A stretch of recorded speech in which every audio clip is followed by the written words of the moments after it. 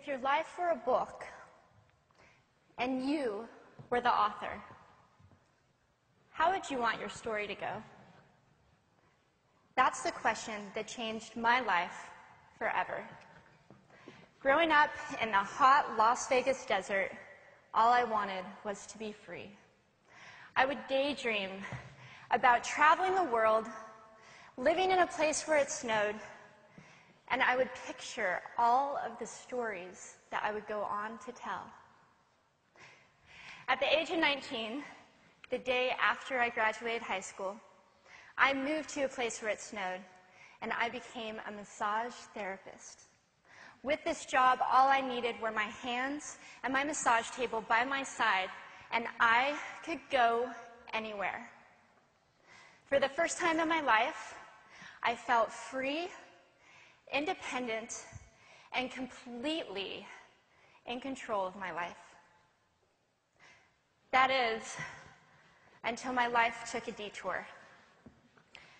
I went home from work early one day with what I thought was the flu, and less than 24 hours later, I was in the hospital on life support with less than a 2% chance of living. It wasn't until days later, as I lay in a coma, that the doctors diagnosed me with bacterial meningitis, a vaccine-preventable blood infection. Over the course of 2.5 months, I lost my spleen, my kidneys, the hearing in my left ear, and both of my legs below the knee. When my parents wheeled me out of the hospital, I felt like I had been pieced back together like a patchwork doll. I thought the worst was over until weeks later when I saw my new legs for the first time. The calves were bulky blocks of metal with pipes bolted together for the ankles, and a yellow rubber foot with the raised rubber line from the toe to the ankle to look like a vein. I didn't know what to expect, but I wasn't expecting that. With my mom by my side and tears streaming down our faces, I strapped on these chunky legs and I stood up. They were so painful and so confining that all I could think was, how am I ever going to travel the world in these things? How was I ever going to live the life full of adventure and stories as I always wanted? And how was I going to snowboard again? That day, I went home, I crawled into bed, and this is what my life looked like for the next few months. Me passed out, escaping from reality, with my legs resting by my side. I was absolutely, physically, and emotionally broken. But I knew that in order to move forward, I had to let go of the old Amy and learn to embrace the new Amy. And that is when it dawned on me that I didn't have to be 5'5" anymore. I could be as tall as I wanted.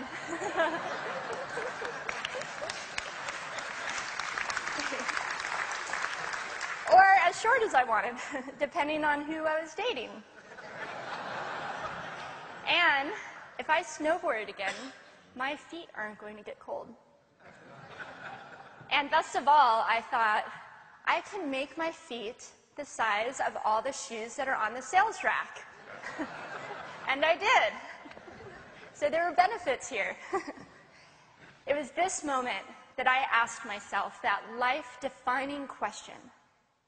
If my life were a book and I were the author, how would I want this story to go? And I began to daydream. I daydreamed like I did as a little girl. And I imagined myself walking gracefully, helping other people through my journey, and snowboarding again. And I didn't just see myself carving down a mountain of powder, I could actually feel it. I could feel the wind against my face and the beat of my racing heart as if it were happening in that very moment. And that is when a new chapter in my life began.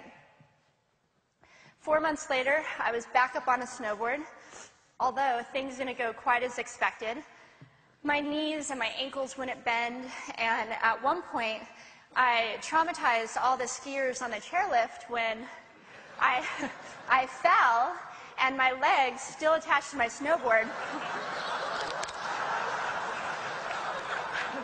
went flying down the mountain.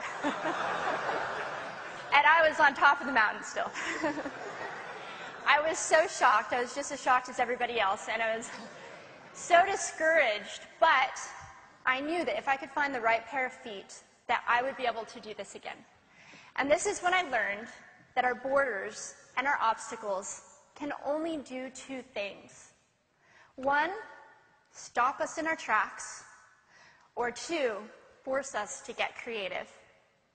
I did a year of research, still couldn't figure out what kind of legs to use, couldn't find any resources that could help me. So I decided to make a pair myself. My leg maker and I put random parts together, and we made a pair of feet that I could snowboard in. As you can see, rusted bolts, rubber, wood, and neon pink duct tape. And yes, I can change my toenail polish. It was these legs and the best 21st birthday gift I could ever receive, a new kidney from my dad, that allowed me to follow my dreams again. I started snowboarding, then I went back to work, then I went back to school, then in 2005 I co-founded a nonprofit organization for youth and young adults with physical disabilities so they could get involved with action sports. From there, I had the opportunity to go to South Africa, where I helped to put shoes on thousands of children's feet so they could attend school.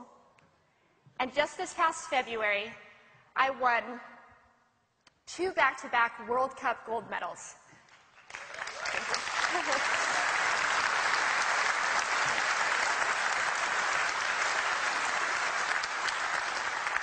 Which made me the highest-ranked adaptive female snowboarder in the world.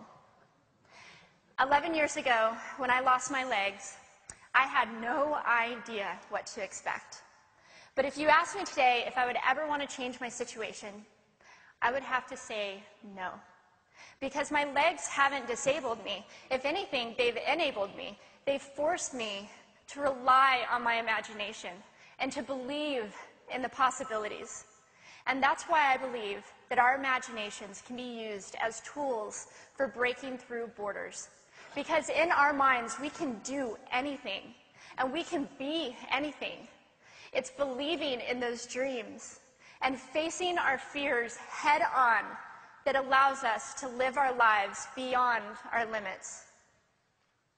And although today is about innovation without borders, I have to say that in my life, innovation has only been possible because of my borders. I've learned that borders are where the actual ends, but also where the imagination and the story begins.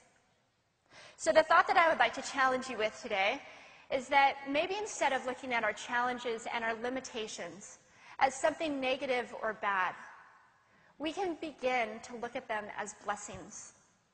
Magnificent gifts that can be used to ignite our imaginations and help us go further than we ever knew we could go. It's not about breaking down borders. It's about pushing off of them and seeing what amazing places they might bring us.